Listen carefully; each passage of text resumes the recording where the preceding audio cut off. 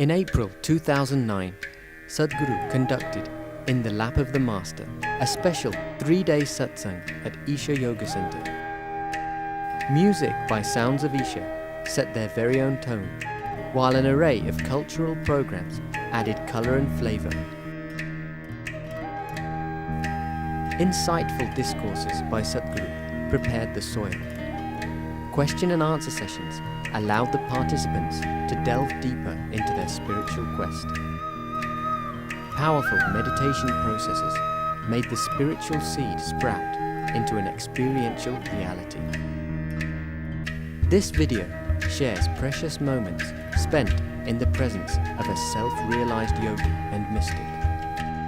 Enjoy a spiritual exploration that leads us from the profane to the most profound. Why are we here?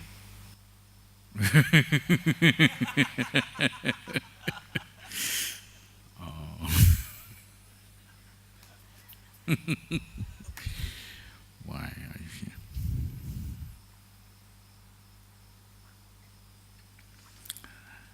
On a certain day,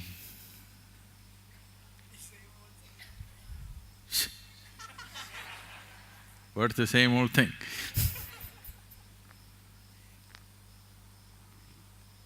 On a certain day, a man went to the dentist.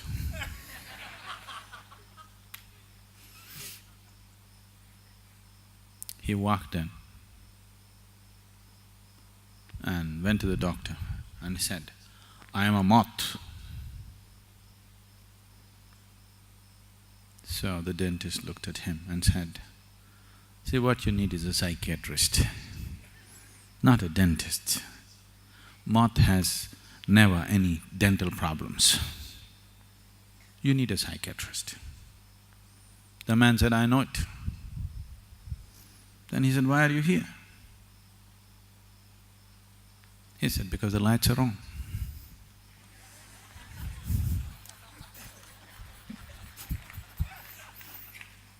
The light is on, the moths will come. That's why you're here.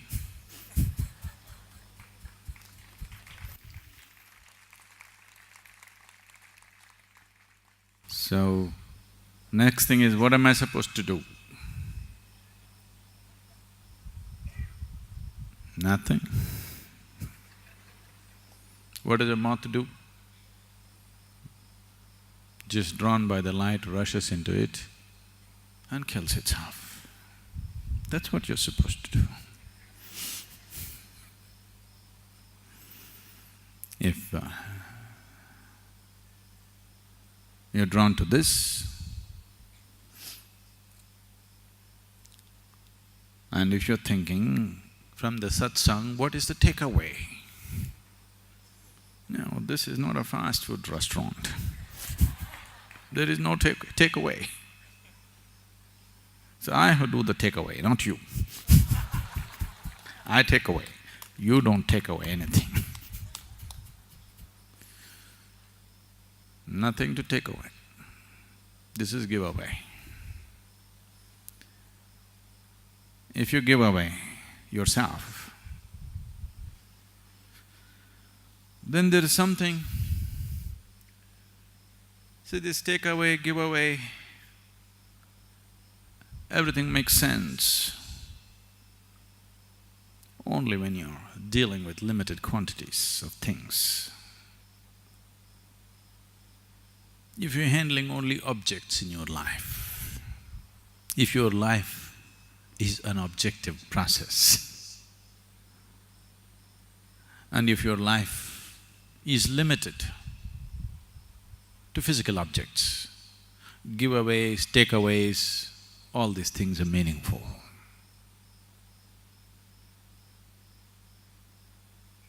If your life has been touched by something that is not of the physical nature, then there is no giveaway, takeaway. If you give away everything that is physicality, then there is something that you can't take away. It takes you away. Oh, is this self-destruction? Is this some kind of a negative process.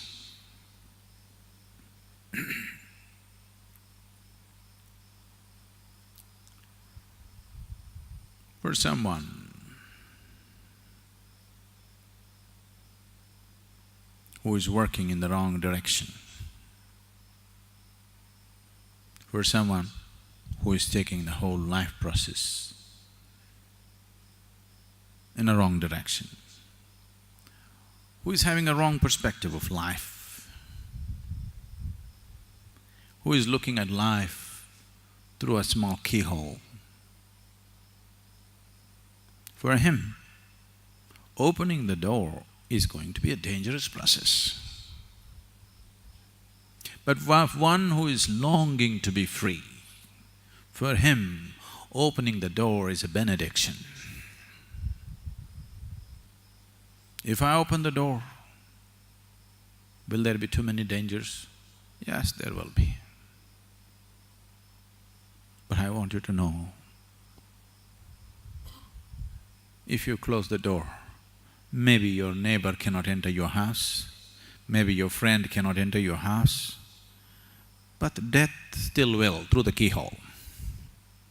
Even if you plug the keyhole, it still does. Actually, it comes quicker, doors are closed. Try and see, just close these two doors and see. It comes very quick. With doors closed, death comes sooner, not later.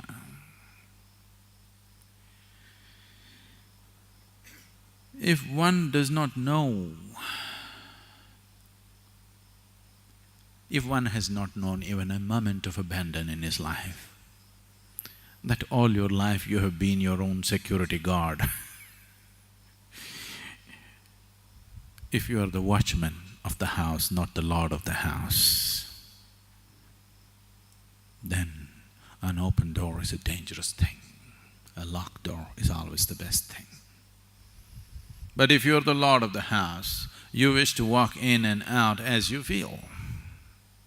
Only then you can claim to be the lord of the house. Right now,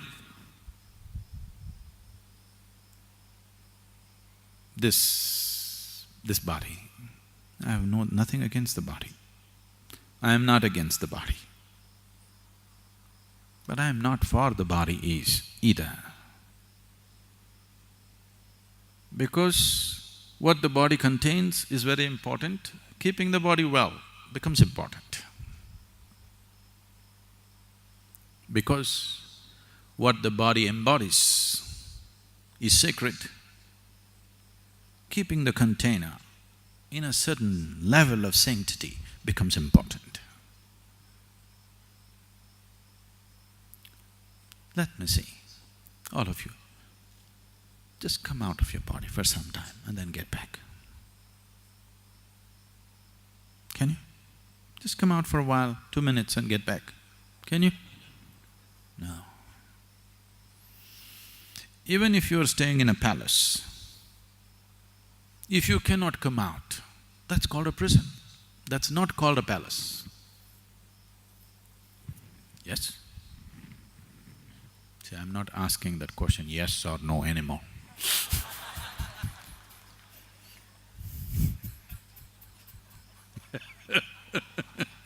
Things have changed.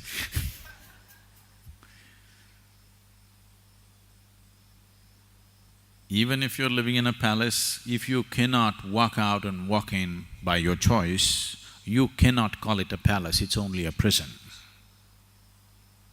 If you cannot come out of this by choice and get back by choice, definitely it's a trap and a prison.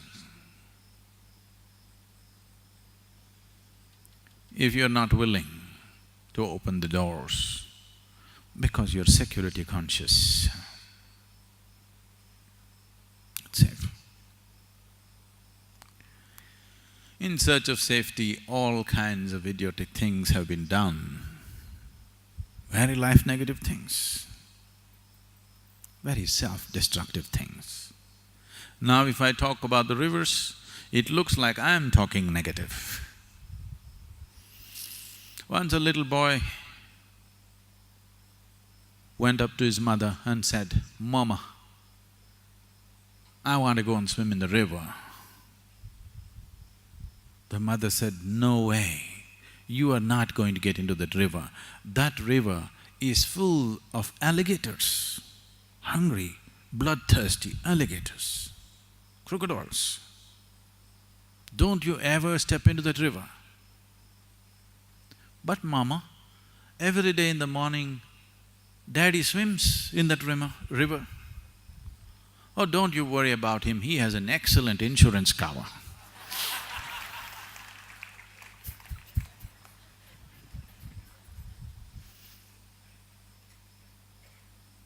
And insurance is not a safety for your life, it's good for somebody. It's very good for somebody who's wishing you to die. Just for some exigencies that may happen, insurance, but it is not a safety. A closed door is not a safety. To handle certain situations, we close the door, open the door. But a door is a door only if it can close and open. If it is always closed, it's a wall, isn't it? A door is a door only if you can open and close by choice. If it's shut all the time, it is not a door. You cannot call it a door. So, why am I here? What am I doing? Then the next question will be, "Sadhguru, what is it that you're trying to tell us anyway?" I'm sure it's going to progress. There's only one thing I'm trying to tell you. I'm just trying to beat my own drum, but these boys are keeping all of them, but to blow my own trumpet, that I know, and I know, that's all I'm trying to say. I know, not only that I know, that which you want to know is also me. That which can know is also me. This is the self-trumpet that I'm blowing all the time. Don't believe all the other words. All I'm trying to say is, I know, I know, I know, I know. This is somebody blowing his own trumpet all the time. Day in and day out, every opportunity, whether people are willing or not willing, whether the situation is appropriate or not appropriate, same thing.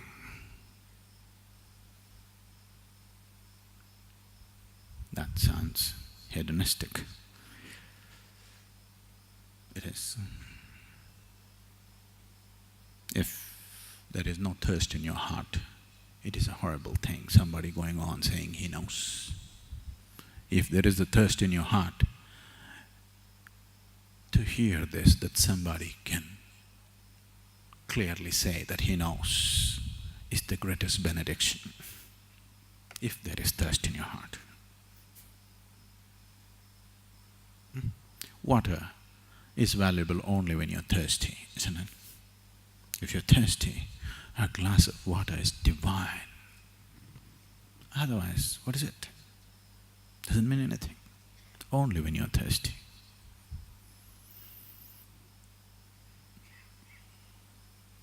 Packed up like this, I believe you're thirsty. I hope I can assume that. Sadhguru, what is the exact nature of the relationship between any guru and his disciple?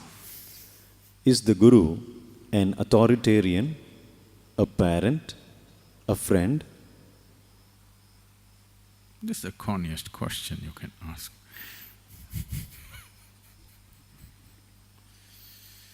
Friend, I'm willing to be, but I'm not actually.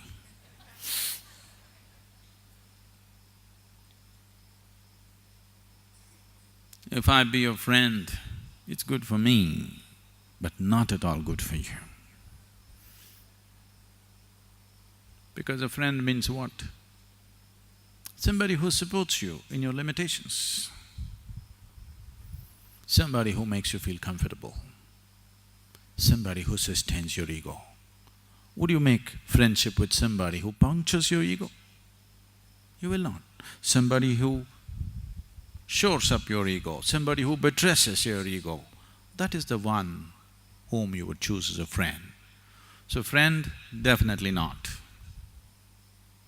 That you must know by now. Parent,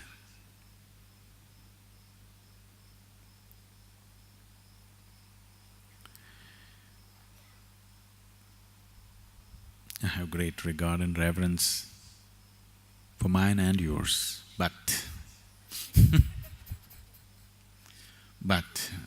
parenthood happened out of certain ignorance, out of certain compulsions. Most people didn't know what they were doing. You were 10, 12 years of age, you were just fine. You became 14, 15, 16, your very innerts got poisoned with other kinds of chemicals. Suddenly you looked at this woman, all kinds of things happened. You looked at this man, all kinds of things happened. They were quite okay just last year. But now suddenly you look, suddenly everything looks somehow. Somehow, from within you got poisoned in such a way that everything started looking in a certain way.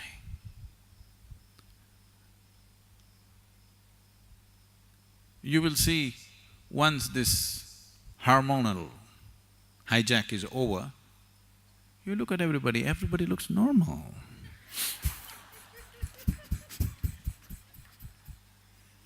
You look at a man or a woman, they look just normal. When this was on, you looked at them, they looked like fire. It consumed you, it was not unreal, it was real. It was very real, isn't it? So, parents are generally people who are trying to do all the things that they could not do in their own lives through their children. Normally, not always.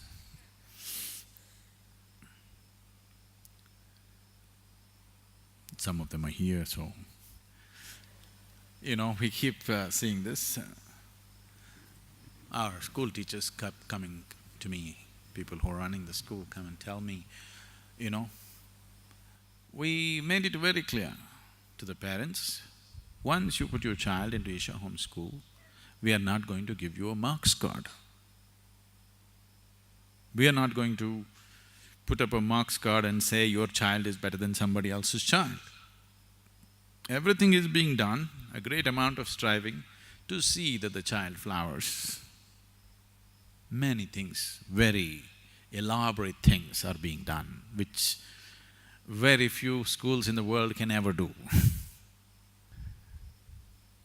But slowly, they're okay, they know it's nice, children are developing well, they're physically, mentally, they seem to be much more mature than themselves, which is very threatening. But all that is fine. But when they go back for the vacation, the neighbor's children, they say, we got 92. What is your number? Our kids don't know what number they belong to. What number? We don't have numbers. So parents feel very diffident, my child doesn't have a better number. So they come back and they get worked up. And they come and say, no, this should happen, my child is not doing as well as he could. If my child goes to some other school, he would get 100 out of 100. Then I told them, next time somebody raises this, just tell the parents, first bring their marks cards. All the parents should bring their mark sheets. Let's see how much they got. We'll say it's just genetic.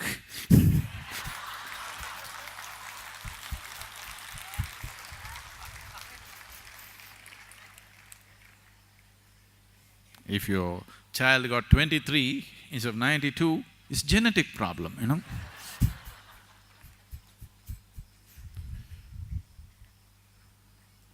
So, one or two parents, once you ask this question, the rumor spreads on, they're going to ask for your marks card,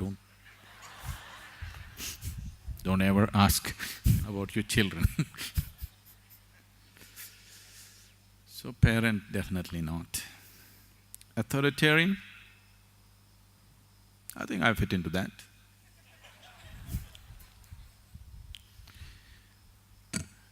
An authoritarian means, usually you think authoritarian means a Hitler, a Stalin or a Mussolini or somebody else like that. No, they really had no control over anything. All the time things were freaking around them. They were trying to keep control in the most violent ways, but they never had control over anything. Yes, things were always falling apart around them. But I think I fit into that label much better than them, because when it comes to life, it doesn't matter what you say, what you think, what you do, what I say will happen when it comes to life, fundamental life. So I am an authoritarian because I don't listen to anybody. With simple things of life, even if a child speaks, I will listen with great respect. But when it comes to certain aspects of life, it doesn't matter who. If God comes, I will not listen to him because I know better than him. This sounds absolutely egoistic, stupid, Mike Tyson-like.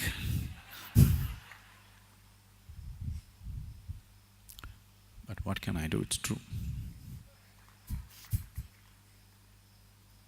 So when it comes to life, fundamental life, I am an absolute authoritarian. There's no question, there are no two ways about it. You quote the scripture to me, I will dismiss it. You bring your Pandit to me, I will dismiss him. You bring anybody to me. You wake Buddha up from his grave and bring him, I'll still dismiss him unless he agrees with me. So I am a total authoritarian when it comes to life. I think I fit into that label better than anything else. Is that okay with you? Please, anybody wants to ask questions here? Do pyramids have any spiritual significance? Pyramids. You are neither a pharaoh, nor are you dead.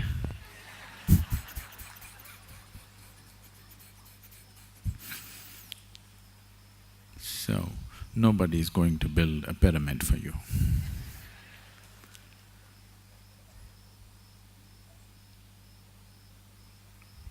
Do pyramids have any significance?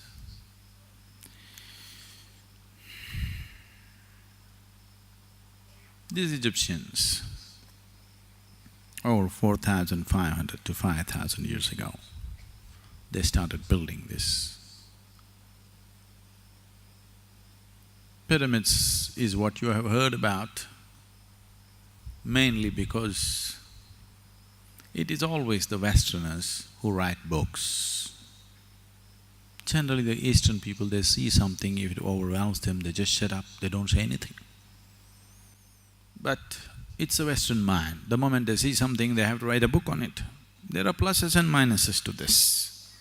Lots of minuses, but lots of pluses, otherwise you wouldn't have heard about the pyramids unless you went there. Because it's the Western minds which generally talked about it, they only talked about the pyramids of Egypt because they're very death-oriented. It is because of this, the obsession with pleasure. Death and pleasure are very directly connected. People always think life and pleasure are connected. No, death and pleasure are very directly connected. if you are very alive, if you become alive fully. I know the Eastern minds have also absorbed this in a horribly distorted way, but right now if you told your friend or your relative, I'm going to the ashram for 3 days, they would become very kind towards you and ask, why, what went wrong? Something must be wrong with your life. You're going to the ashram to heal a wound, to solace yourself. Something must be really wrong with your life, or you must be too old for life. Otherwise, why would you go to an ashram? So this has crept into this culture also. Essentially, if you're alive only in parts, or if you're partially alive, to be partially alive is a terrible torture. Many of you have been through these science classes. I'm sure you opened up frogs and cockroaches, did you? They were nice, lively beings, but you opened them up because you wanted to find their heart and liver and kidney. Half alive, being half alive is torture. Have you seen this? Always being half alive is torture. This is the torture that a large segment of humanity is going through right now because they are half alive. Only one part of them has become alive. Only their physicality and mentality has become alive. The rest of it is yet to become alive. Half-alive people will suffer everything. They will suffer ignorance, they will suffer education, they will suffer poverty, they will suffer affluence, they will suffer being alone, they will suffer being in a relationship. If they are not married, they suffer. If they're married, if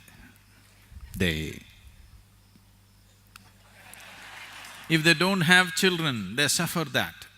As if children, if they are there, they can come and bite you. They do. No children, what are you suffering? But that also they suffer. Just show me one thing that human beings are not suffering right now. Just show me one aspect of life that human beings are not suffering right now. They're suffering just about anything. Not just life, they're even suffering death before it happens. He's thinking of building a pyramid for himself.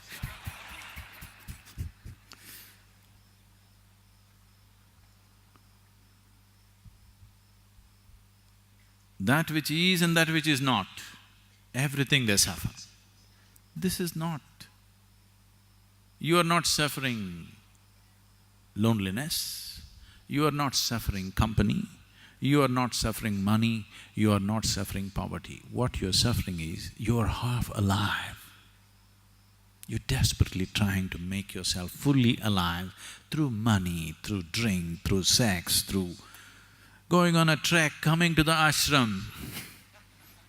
In so many ways, you're somehow trying to make yourself fully alive, which is yet to happen fully. Here and there you feel a burst of aliveness, but again it ebbs down. So, when people are constantly half alive, pleasure becomes an important part of your life, very important part of your life. Without it, you cannot exist. Pleasure becomes paramount in your life when you're only half alive. When physicality is all that you know, pleasure becomes of immense importance in your life.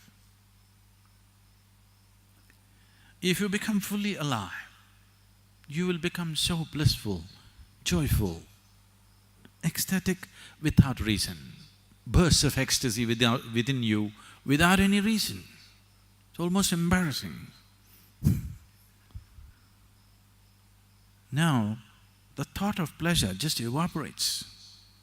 Looking for a drink, looking for some kind of pleasurable thing just evaporates out of your mind because you're fully alive. When you're fully alive, pleasure disappears. When you're half dead, pleasure is an important thing. When half of you is buried in the grave, to have pleasure becomes extremely important. Graves have their own problems, you know. Some time ago I told you, there is no problem in the grave. But graves have their own problems because after I went into these pyramids and saw, just recently, you know, I went into these Egyptian pyramids and saw graves have their own heavy problems. Mrs. Peabody, okay with the name?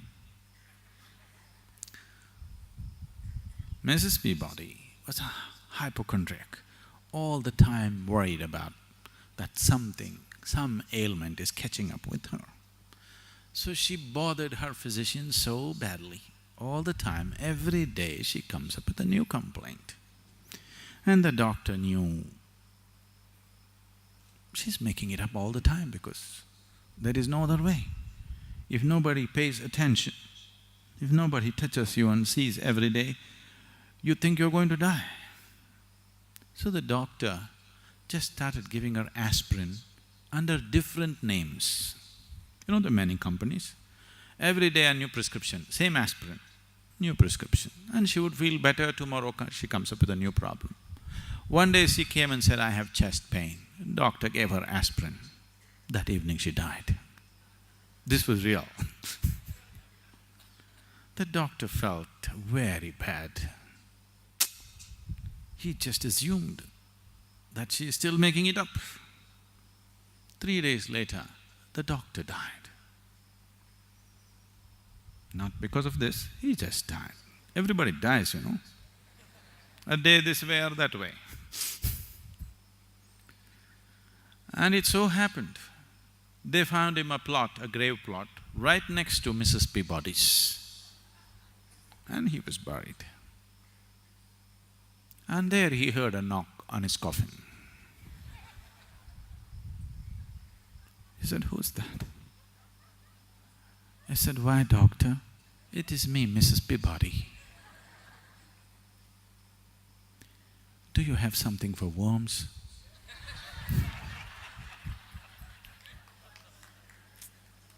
This is real.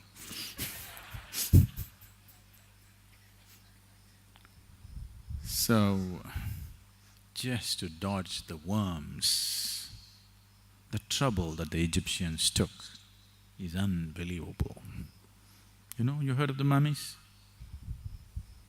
They took the liver out and put it in a can of something, they took the heart out and put it in another pot, they put different parts of the body, and then they wrapped this up and wrapped this up in so many different ways, an elaborate process. And then this building, there are over 3 million stones, each one of them weighing over 20 to 25 tons in one of the largest pyramids that are there. And it's a fabulous engineering feat, no question about it. Fabulous, fabulous engineering feat. We have to marvel at their engineering skills. But about their knowledge about afterlife,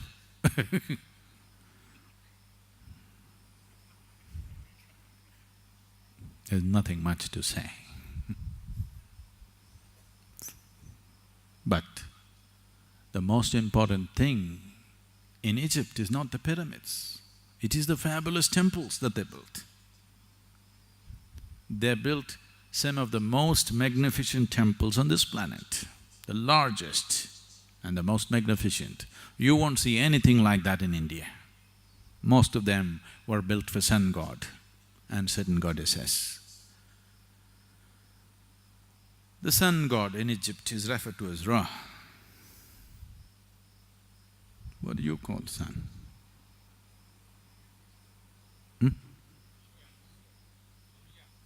There are many names, you know. Ravi. And today, most of the world's history was written by the English, the British. Generally, either history was written by the conquering generals or by the conquering priests. Both of them are vested interests. There's a whole parallel line of history written by the French. French historians wrote history, which is barely read in the world. All our textbooks, the Indian textbooks, are 100% by the British authors. So these people write a certain kind of history, which is the history of the generals and the priests.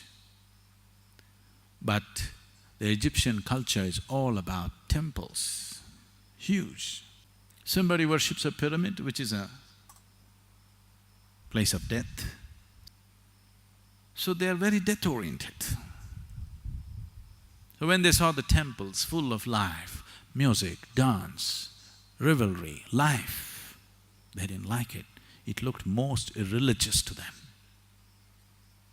They wanted to pull down the temples, but these were too massive, massive. Massive means you would not imagine buildings like that. I would like a meditation hall like that, but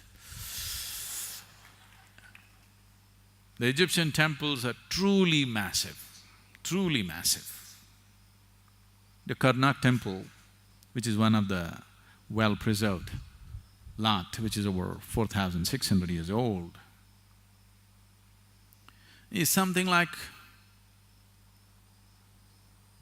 I may not be exact on this, I would say it is something like 20 times the Rameshwaram temple that we have, which is one of the largest temples we have. That's how large it is.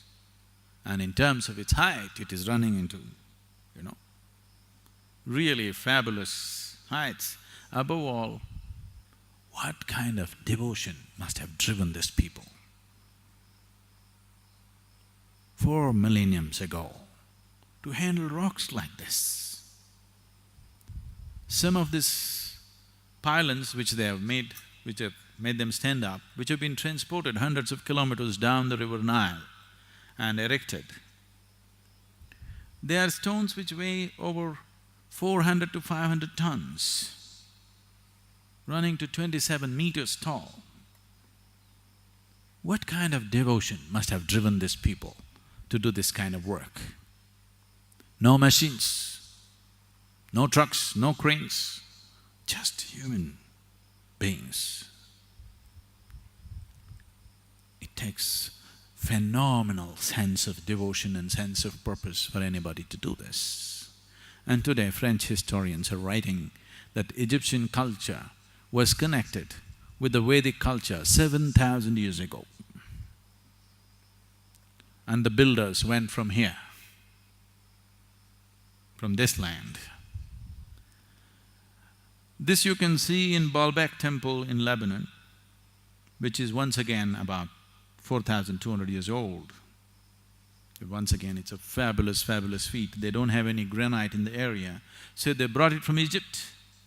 They transported it across what is now Suez Canal, and they brought it up through Syria and climbed up the mountains, which is over 350 to 360 kilometers of climb on the mountain, and they put it up there, a huge temple, a Phoenician temple which was built almost 4,200 years ago. And here you will see lotuses hanging from the ceiling. A lotus in Lebanon There is no such possibility because these are Indian sculptors. So there is history in Lebanon which clearly says Indian elephants, Indian labor and Indian sculptors came and worked here. And most amazing thing for me was, I saw a 16-pointed stone. Even today when we do the Guru Puja is essentially, in the yogic parlance, it is known as Shodashopachara. That means 16 ways of treating a guru. That's what Guru Puja is. So usually we have a Guru Puja stone which we still don't have in the ashram because of whatever. We're still putting up the stones, the standing ones. This 16-pointed Guru Puja stone, which is prepared traditionally in a certain way, is essentially from the yogic culture. It cannot come from anywhere else. You will see a proper Guru Puja stone with all the necessary symbols and everything in Lebanon, which is over 4,000 years old. So today, lot of French historians have published many aspects of history. So pyramids are just one aspect, but they have become very popular because of very death-oriented people. The temples of Egypt should have been celebrated. And the defacement of these temples, who did such a crime? Even a caveman, if he walks into this temple, he cannot help being overwhelmed. The columns are standing 27 meters tall. Hundreds of them, not one or two. Even if a caveman, without any sense of aesthetics, walked into this place, he cannot help being overwhelmed. You don't need to be an artist. You don't need to be a connoisseur of art. The crudest human being, if he walks in, he will be overwhelmed by what's been done there. Nobody can miss it. This is the way to build a temple, that nobody can miss it. Temple is not for one specialized sadhaka, that nobody should be able to miss it. That's how overwhelming it should be. And the structure and the ambience of that is as important as the energy of that place, because otherwise people will miss it. They built the right kind of temple as a temple should be built. But these people who defaced the temples, they wrote the history and they talked only about the pyramids. That was fascinating for them. This they wanted to demolish. They would have razed it to ground if they could, but it was too much work, they couldn't do it. Otherwise they would have just finished it. So pyramids are just one foolish effort towards immortality. We have no such problems in India. We have no longing for immortality. Our whole effort is to end it. Our whole effort is to end the cycle of birth and death. Mukti is the attitude, nirvana is the attitude, moksha is the attitude. That's the goal. Immortality is not the goal. So, I have fabulous things to say about Egyptian engineering, but nothing to say about Egyptian knowledge of the beyond. There is nothing much. There is some occult. They created certain things which are beautiful, no question. Not that they were totally ignorant, but the kings are always the most ignorant of the whole population. Always. They are the most egoistic, the crudest, most ruthless. They will become the kings. The gentle, beautiful ones never become kings. Rare is such a human being. Rare is such a culture that once in a way they saw a gentle, beautiful, enlightened king. Otherwise, they were always the crudest, grossest, cruelest and the most ruthless who became the kings. So, the pyramids were not built for every Egyptian. It was built only for the pharaohs, who were the kings, who had a stupid belief that they will come back again and occupy the same old broken body. I don't know why such a wish. There are enough women in the world, you can get into their wombs and come back with a brand new body. I don't see. What is the point preserving the body, keeping your liver in a pot, keeping your heart in a pot? And now tourists are gazing at your heart and liver. People are dying to take a picture with the pharaoh's heart. Pyramid is a powerful form because it's preservative in nature. How to overcome possessiveness? Oh, okay.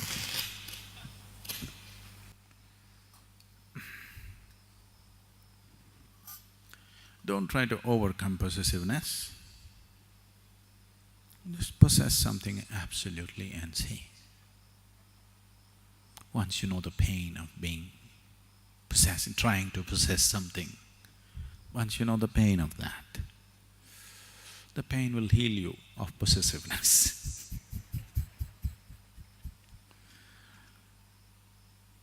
You trying to overcome possessiveness is not going to work because you already tried, isn't it?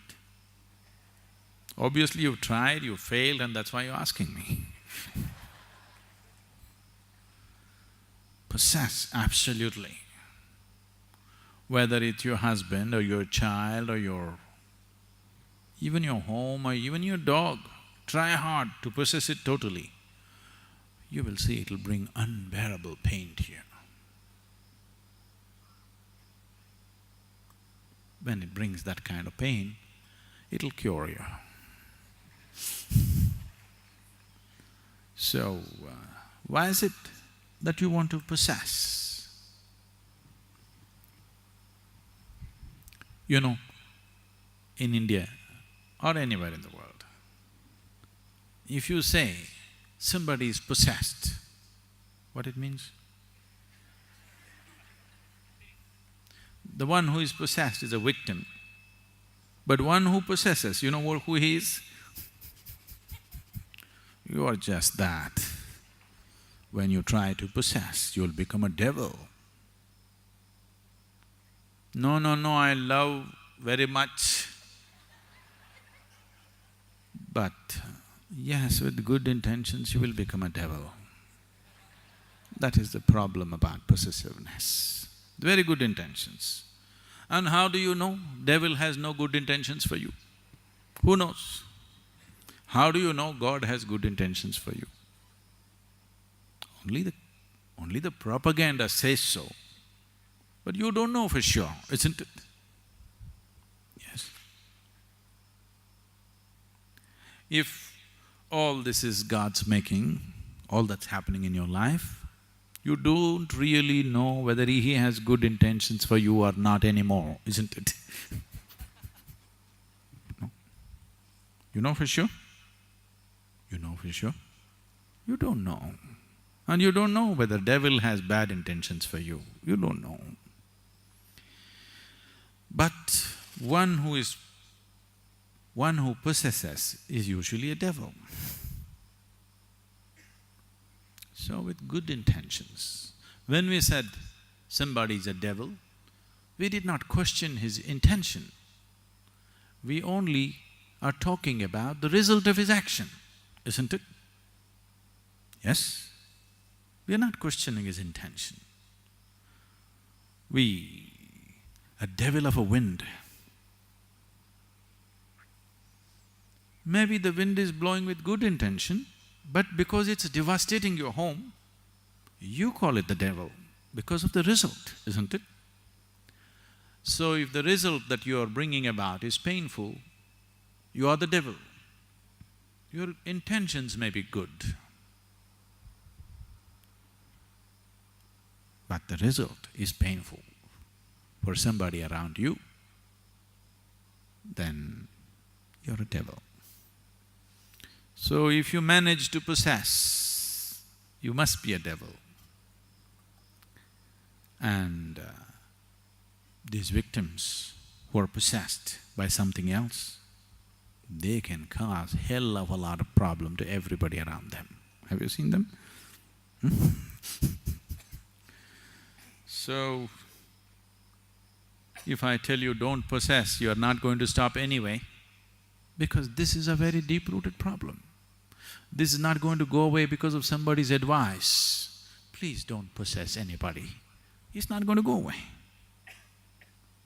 You may shift your objects of possession from this to that, but the longing or the need to possess is not gone.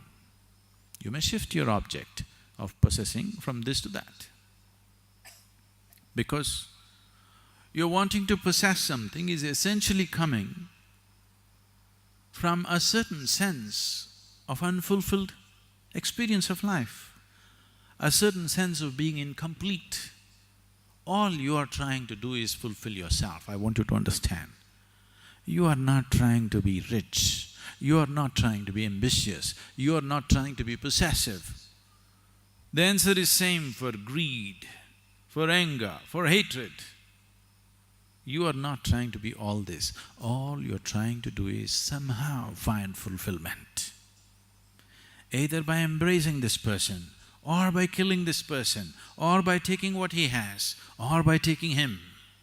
Somehow you want to fulfill yourself because you are unable to bear the incompleteness of who you are. Try hard, it'll not get you anywhere. So all I'm telling you is, you try everything. You try greed, you try possessiveness, you try love, you try lust, you try what you want. If you realize it's not getting you anywhere, you must be sensible enough to shift. If something is not working and you're going on doing the same thing, then you are an idiot beyond redemption, isn't it? Don't listen to my advice. Try something. If it works, go on that path. If it doesn't work, leave the nonsense and try something else, isn't it? And you will see, none of these things will work. All of them will create a sense of as if it's going to work, but they'll deceive you later. Try hard and see. Don't try in a lukewarm way. Try absolutely. If you try absolutely, within 24 hours you will know. If you try off and on in lukewarm ways, it'll take a lifetime to know. Then if there are 24 qualities, you need 24 lifetimes to realize this doesn't work, this doesn't work, this doesn't work, this doesn't work. If you try really hard, within 24 hours you will know it doesn't work. Whatever it is, your problem, go all the way into it. You'll see, within 24 hours, this is no good, it will never work. It'll be 100% clear to you.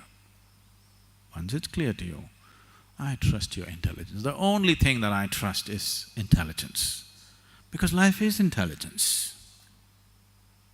The tree is blossoming, it is a certain intelligence. The very earth that you walk upon is intelligent, the air that you breathe is intelligent. One way of looking at life is just an explosion of intelligence. What you call as creation and what you refer to as the creator is the ultimate intelligence, isn't it? That's the only thing you can trust right now. And that'll function only if you go all the way. If you go like this, it'll give you a false sense of comfort and solace. You can carry on with these stupid things for a whole lifetime. You know it doesn't work, but it's not intense enough. So give yourself absolutely to whatever nonsense you're doing. Very soon, within a day, you will know it doesn't work. It doesn't work. If you realize it doesn't work, I believe you will shift. Am I wrong? Can I believe that you will shift? Something doesn't work and you're sure it doesn't work, you will shift. Fulfillment, completeness is not going to happen by getting this or getting that. It'll only happen when this piece of life is alive to its core, that the very source of creation in this you have divined.